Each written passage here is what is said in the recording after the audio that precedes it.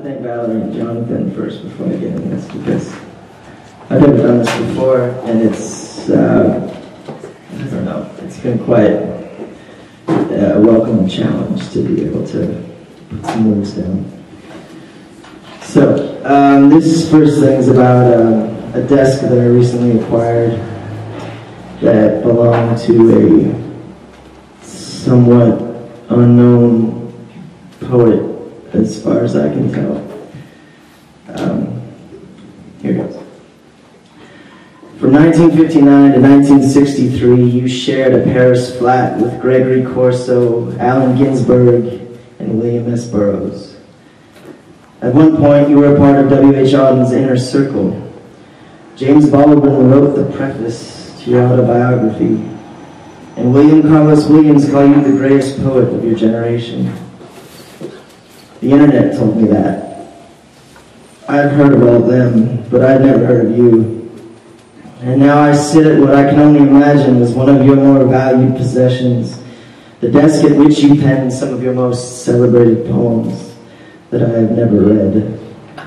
This battered, war-torn desk into which you carved and pounded out the last 35 years of your life, the altar of your creation. Well, it belongs to me now, and so do you. And I get to sit here and rewrite it all. Like that time, November 1939, when Auden kissed Chester Coleman, your Chester Coleman, right in front of you, and kicked you out of the Volz Club. Or how about that party at the Belvedere in June 1968, when Tennessee Williams threw up on your sport coat sleeves? Weren't you ashamed to feel honored by such humiliation? Ashamed, no. Honored, perhaps. Humiliated, constantly. You lived out the last few decades alone in a small apartment on Albion Street, reliving the past for breakfast, the under-celebrated Bobby Newworth of the Beat Generation. Your kitchen table so cluttered with memories that you had to take your meals right here at your desk, the desk that now belongs to me. A young man would bring you groceries and clean your clothing and made sure you took your medicine while you retold him the same stories over and over, until one day he came to take you away to an assisted living facility south of Market, where on June 8th, 2009, you would die, never to see your beloved desk again. Now you live in the internet, and your desk belongs to me.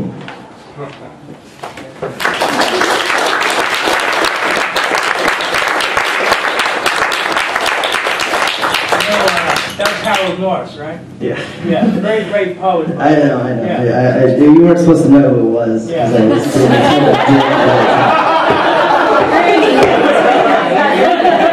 a good friend of mine, so you know, it's hard to hear this. Well, you know, it wasn't a personal thing because I never knew the name. I took it personally. Okay. We'll talk about it after. Be careful, I took that personally. Okay. Well, we'll flesh it out when I'm done. All right, we'll talk about it after. Okay, I look forward to talking about it.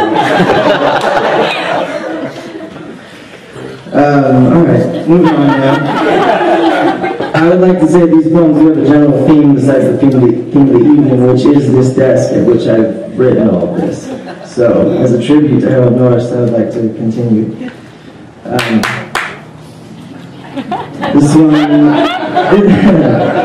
This one I just called Concerns. And yes, you must sit there in your window and make something of this life. In America, people swim through pools of blood just to get a cup of coffee. Their clothes sewn by tiny little hands that are still at work to this day, if their arms haven't yet recoiled into themselves. Carpal tunnel like a chameleon's tail. The images was evocative, so you pursued it further than was necessary. But please don't talk to me like that. Can't you see how intensely I feel things, man? Can't you see that I suffer through hailstorms of conflicting emotions? I host global summits on climate change, malnutrition, and diminishing resources in my head on a daily basis. I gave a lady with no job Tripp's $5 bill just the other day. See, my intentions are good. And besides, there are greater forces at work here than any of us can conceptualize. Or at least that's what I tell myself. whenever I'm forced to look out at the world. Works like a charm, clears my head of it all, cleans my hands of it all, and I can return to doing what I think I was put here to do, my daily exercises and literary masturbation. So where was I? Yes, sitting in my window making something of this life. All right, there's a kind of poetry.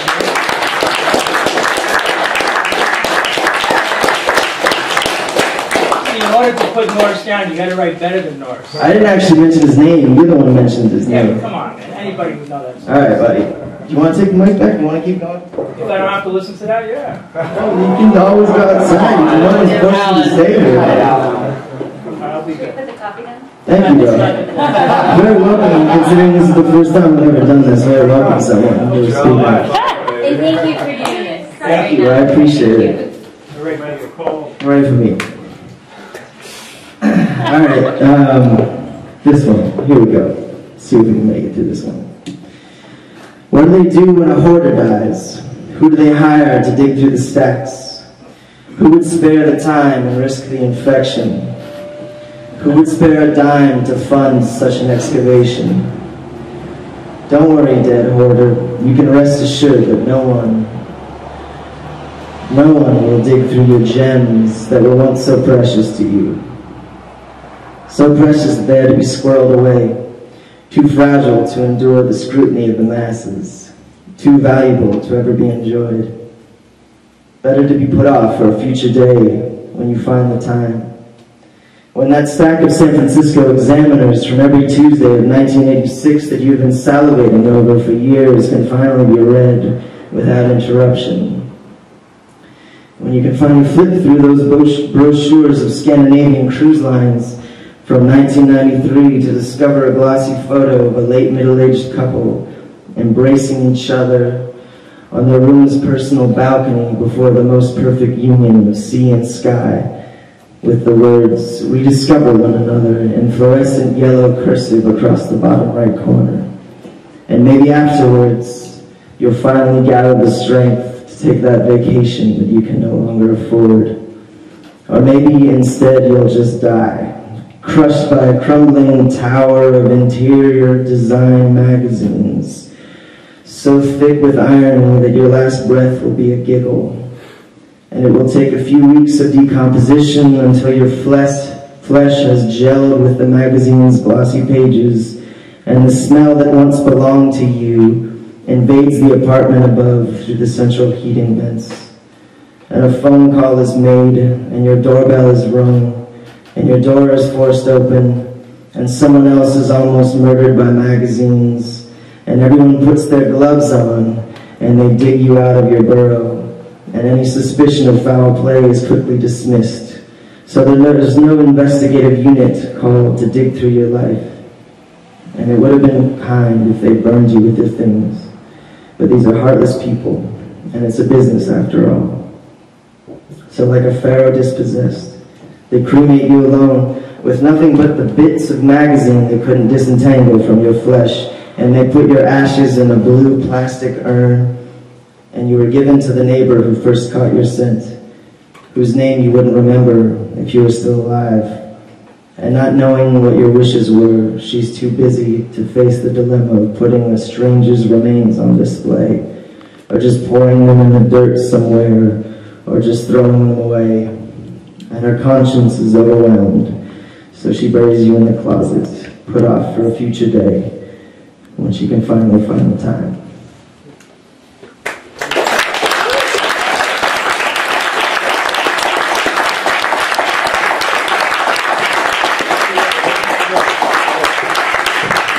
This is called the Great White Guilt. Here you are at your desk trying to wax that speckle of talent that was smuggled past your father, through him unknowingly, like a rat on a trading vessel, bound for new worlds, getting off on its own disgust, frothing at the mouth at the very thought of the havoc it will unload on a continent of flightless birds. The great invasion of the Morse tropics, filling every ditch and gully, tunneling through purity, leaving trails of irremediable filth. only to be outdone by its great white human counterpart, whose disease was a secret kept even from himself, who made destruction an art form. The new world was far too beautiful to behold, so we paved it all, and laid the foundations of freedom, the infrastructure for steady commerce that feeds our desires, that makes us feel tingly and special, that brings tea and toast to your kitchen counter, upon which you nibble and sip each morning as you sit down at your desk to wax that speckle of talent that was smuggled past your father, only to discover you have absolutely nothing to say.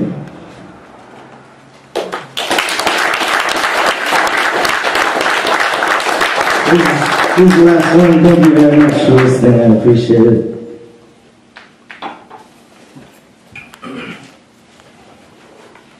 This one's, well, I guess the truest of them all.